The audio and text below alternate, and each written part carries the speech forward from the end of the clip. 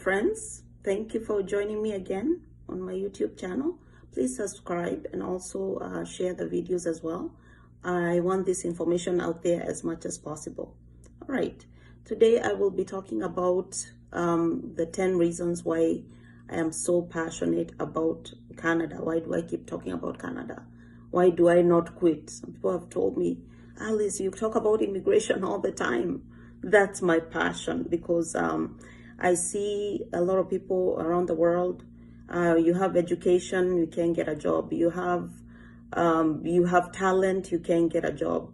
Well, Canada has opportunities for everyone, and there's enough space for everyone. Canada is the second largest country, second to Russia in terms of land mass. Okay, so there's a lot of opportunities for a lot of people to enter. And every year the government sets new numbers of the people they want to actually come work, come study, come settle permanently in Canada. So there's opportunities. The government is accepting applications. Provinces and territories are accepting applications.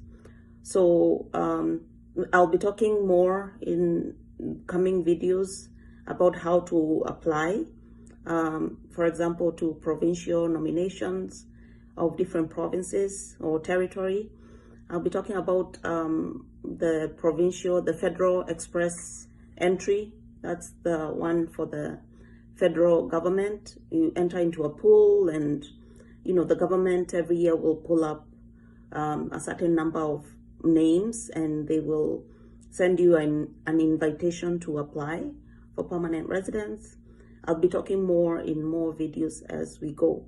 Today's video is focused on why Canada. Why am I so passionate about Canada?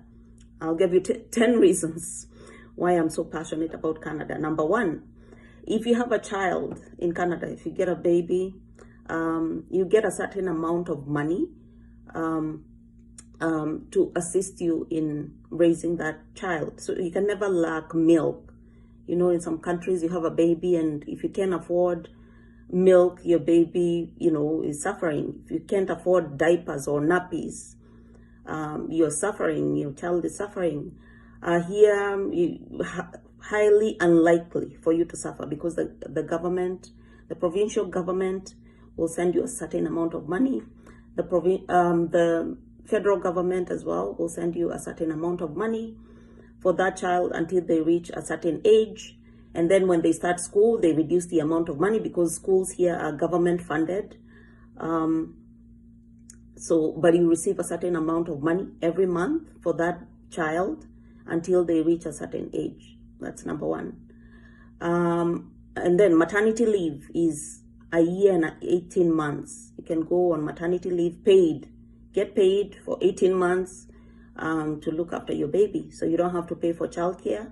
And at the same time, you're receiving your maternity benefits. They might be 55% of what you would normally earn if you were working, but it's better than nothing. I know, like in the United States, some companies will pay you maybe 3 months if you're lucky to be employed by a really good company. But there's no federal mandate for companies to pay you maternity leave beyond that. Okay, so Canada, I like it based on that you can take maternity leave, raise your child for 18 months as you decide if you want to go back to work. You can take 1 year or you can take the 18 months. It's your choice. All right. The second thing, freedom of religion or non-religion. If you want to practice Christianity, if you want to cover your head, if you don't want to cover your head, if you want to wear a long dress, you don't want to wear a dress, the only freedom you don't have is to walk naked. You can almost walk naked, but you cannot totally walk naked. You have to cover private parts. But other than that, you have freedom to practice religion, any religion you want. Hinduism, whatever you want to do. You don't want to worship anyone or anything, you don't have to. You have that freedom.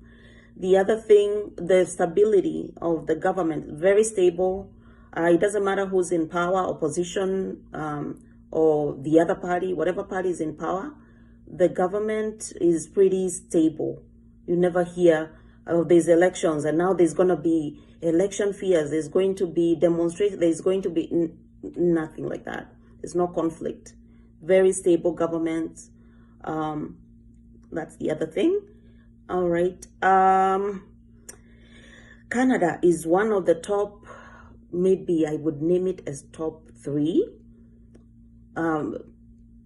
Humanitarian. If you're fleeing from your country due to conflict, you're fleeing Ukraine, you're fleeing Congo, if there's conflict and you want to come here, file for asylum because there's war going on.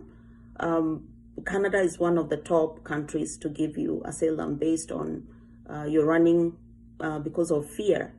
If you're running from domestic violence, or your government won't protect you,